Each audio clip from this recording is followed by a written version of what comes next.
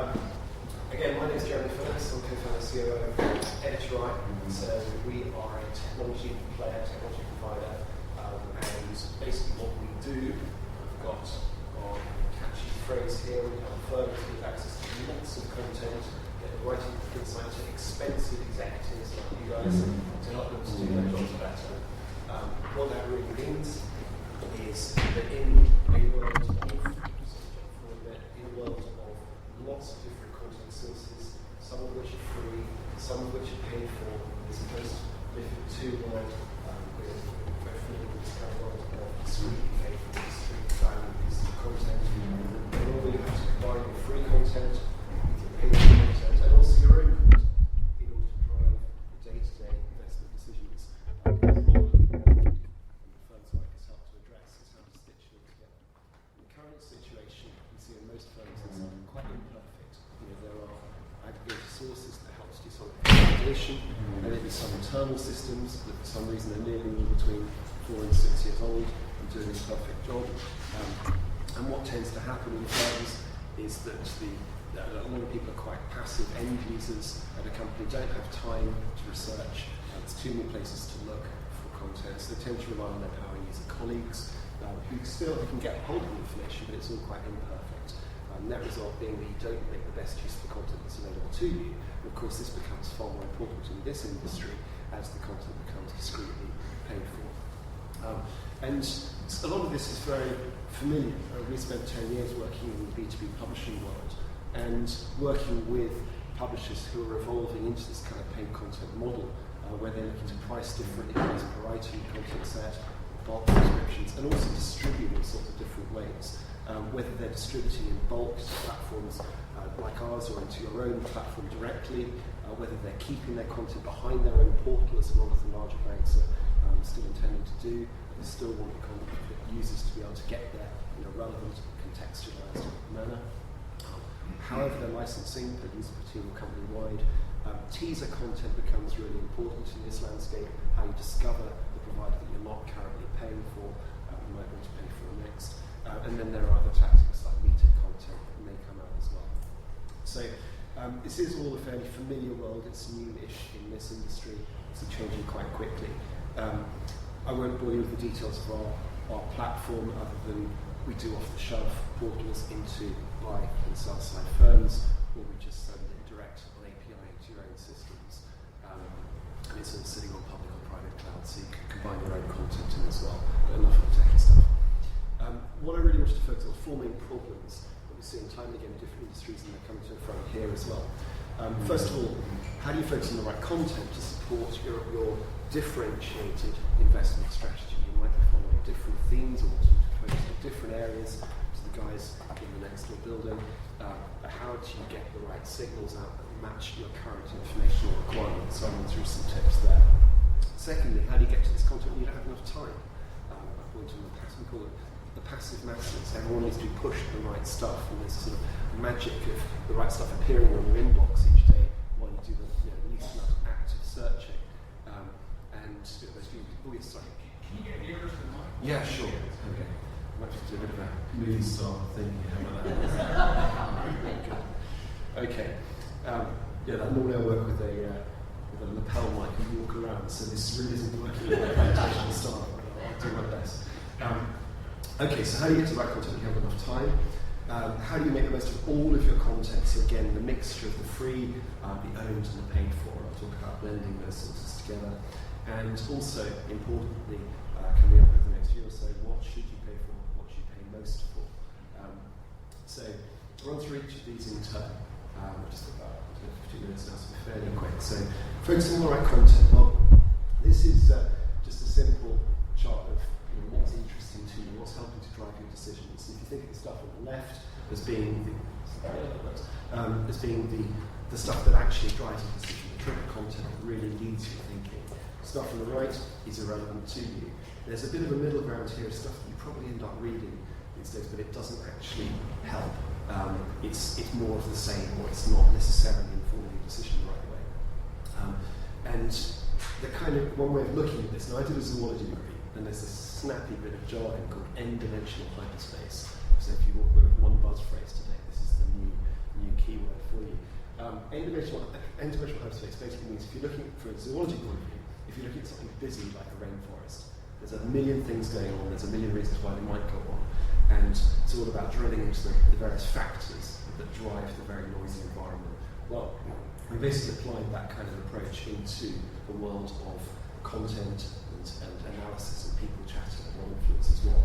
And really simply, it's all about just putting all the different facets together to why you're interested in a bit of content. So, for example, one of our clients is interested in their next investment, particularly early stage investment in the European tech sector.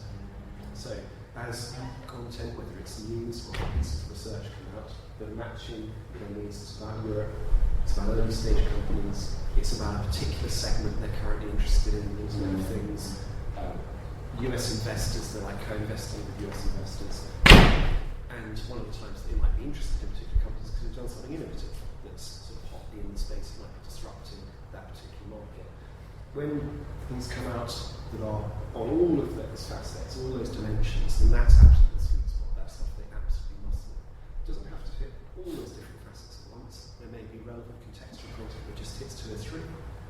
But either way, the more angles it hits, the more likely that's one of the vital bits of content they must read that morning because it's triggering an idea. So that's n-dimensional hyperspace. Now, what makes an individual content item interesting enough to drive your decision on the next decisions to where to invest, or maybe what to write about next if you're sell side? Machines can help in some things, they can't help in others. They can absolutely help in terms of making sure things are on topic. If you do it just as I said just there.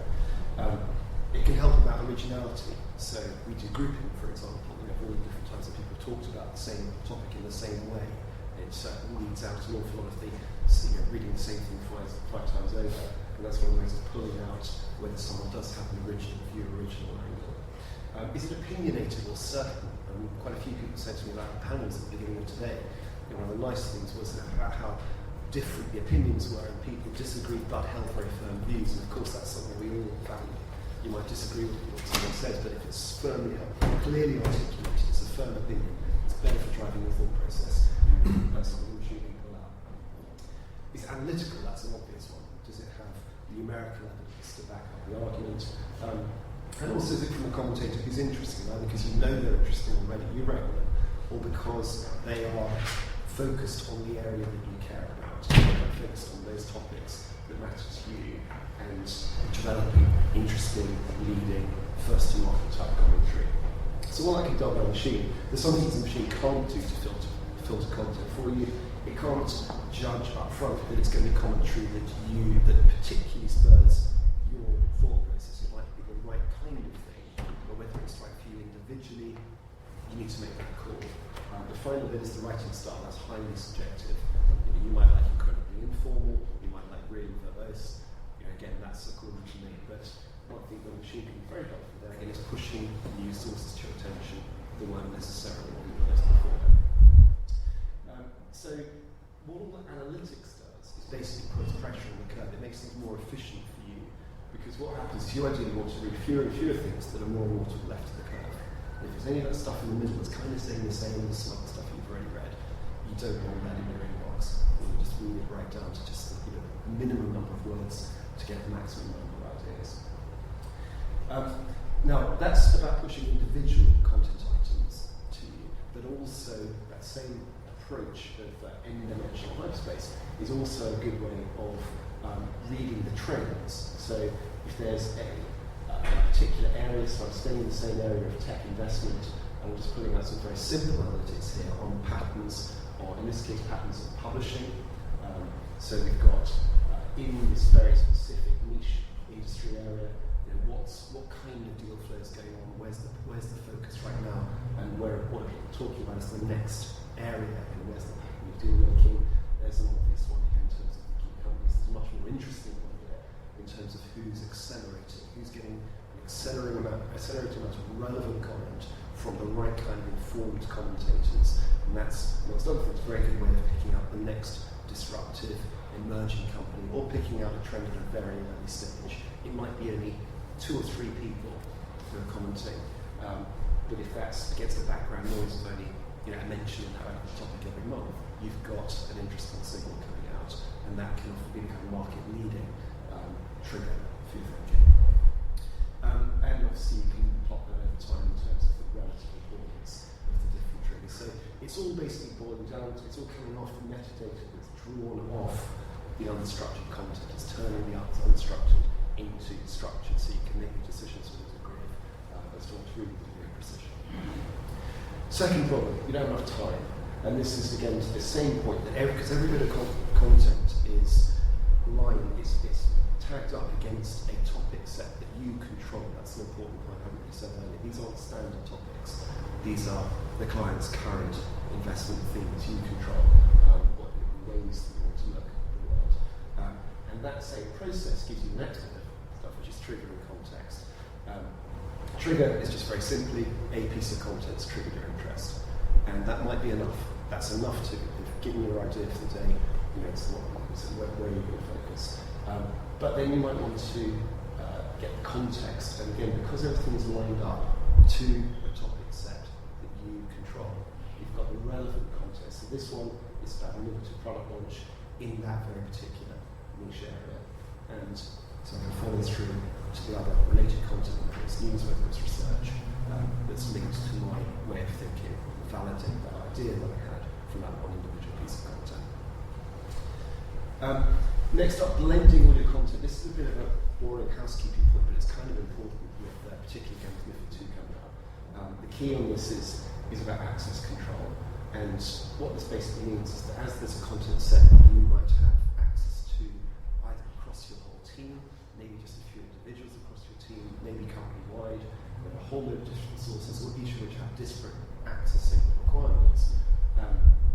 Access control basically makes sure people read what they're allowed to read, and tracking the consumption patterns across there. So if I'm allowed to read that particular provider, there's a bit of content coming through. My colleague in the adjacent team may not have access, he's not going to see it. Now that's an important thing obviously from a producer's point of view, because again in the world of separately paid for content, any content that's received at the consuming end, again whether you're sell side and you're consuming content to decide what you're going to write about next, or your buy side obviously consuming content all the time, it's important that it respects the rules, that the content is only seen by who's allowed to see it. Same thing applies to the internal content, of course, where you've got Chinese walls. And some internal content sets a lot allowed to be seen by other colleagues within your own firm. So it's kind of a boring but essential plumbing need that becomes much more important as MiFID II.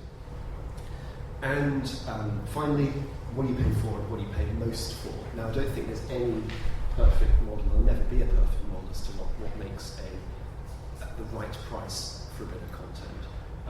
But both to evidence to the regulator why it might be valuable to you, and also just so you can put some science behind your pricing or payment decisions, then analytics can really help. Because having to pay obviously puts a little more pressure on the curve. You really, really don't want to pay for stuff that is not adding value to decisions day to day. And the kind of analytics here, very simple examples here, but looking at the patterns of publishing, looking at the patterns of consumption, both work really nicely. So here's a couple of anonymized examples. This is one, a client looking at the value they're getting from a particular source X. This is a set of their particular current topics that they care about, current investment themes, and basically just giving us a snapshot of firstly publishing, so how much is that source delivering against each of those custom topics, and how much is actually being consumed across the team as well. So that's just giving a kind of individual view, just looking at that provider in isolation, but also the rankings as well. So looking at just one particular investment theme, how's the source in publishing, how focused are they on that investment theme, and how much is being consumed on that specific investment theme across the company. And all of that feeds the buying decision.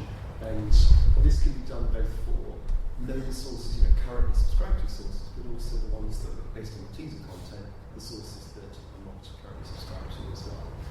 It's also particularly interesting matching up the free and the paid when you really need to pay versus when you've actually got what you need from free and available content. So there's a few thoughts. Last thing I wanted to say, short on time now, is basically that this kind of approach is not the kind of thing you need to bet the farm on. There's obviously a lot of firms looking at their knowledge management processes ground up at the moment. There's some stuff that has to be done by 2018. We don't really know what that is yet, but eventually we'll find out. But that's not very exciting. It's not obviously compliance. It's not very interesting. It's much more interesting when you're actually getting some real value out of improving the knowledge management process at the same time. And this sort of approach, I'm sure some of you have got similar sort of things in place, or having a good time to just try out with a team, with a fewer team, on a small topic area, maybe just a few of your sources, and the kind of things that we often do. I mean, just at one of quite a few providers in the space, but just simple consolidated alerting that's bang on topic. Some firms prefer the curated approach and have internally curated newsletters instead of fully automated. There's a little write-up on there. But it's the kind of approach that you can do very quickly to test out this kind of analytical approach. It's going to really add value. The acid test, again, being, do you get to your decisions faster each day? Do you get the insight out of the available sources faster? And also, do you get you don't have that worry of missing the content that's not necessary, because otherwise it might be buried in one of many, many disparate events. So that's kind of it. Certainly in our timescales, there's plenty of time. 2018 is a million years away.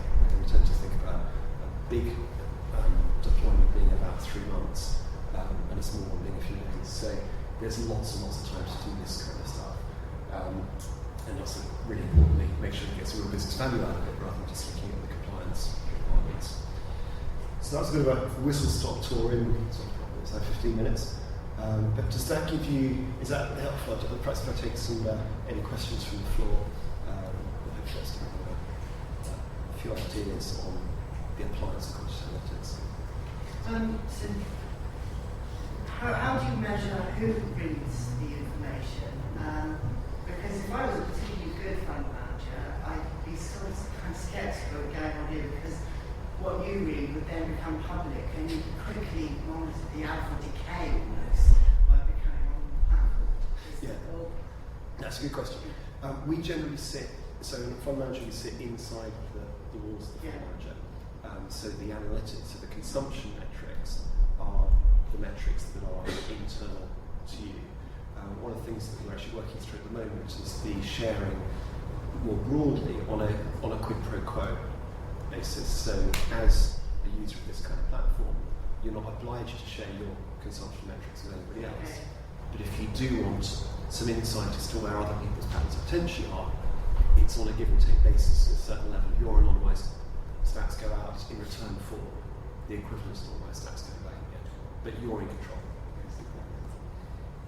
Yeah. Do you have either an integrated approach or something outside of the system, say, that helps a potential user to measure inputs and the decision in terms of being able to measure which sources actually are making that effect, counting process that you can actually say, yes, I can see that I should be paying for the content in that left-hand side of the chart. Do you help people to isolate those sources out? So what we do with that is basically it's back to the link between consumption and publishing. So because there's a lot of data coming out about the consumption, one example is a lot of information coming out about the consumption patterns, both about the known topics, but also we're always benchmarking against a sort of standard set of very broad topics. So there's that each piece of content is being consumed to be very triangulated, and that mapped up against the publishing patterns gives a load of gaps. Where's there been a focus of consumption right now, but there's relevant publishing going on that's being missed. And that's one way of pushing the unknown provider. And some firms have different tactics on this. Some firms are very locked out in their thinking and prefer to just rate within a very defined environment of sources. And so in fact, what's presented is running through source whitelist up front, to just to giving the A list first, and then maybe from time to time I'll open it up. Other firms like to keep it quite broad. And yes, have the preferred sources highlighted, but always with the additional source pushes their attention. So some of it's coming through from this kind of analytics, when you're looking at the provider in overview, and some of it's just coming through day to day. Your alerts or what's pushed to you may have that provider on the list that you've never seen before. Does that help? Yeah. Any questions from everyone?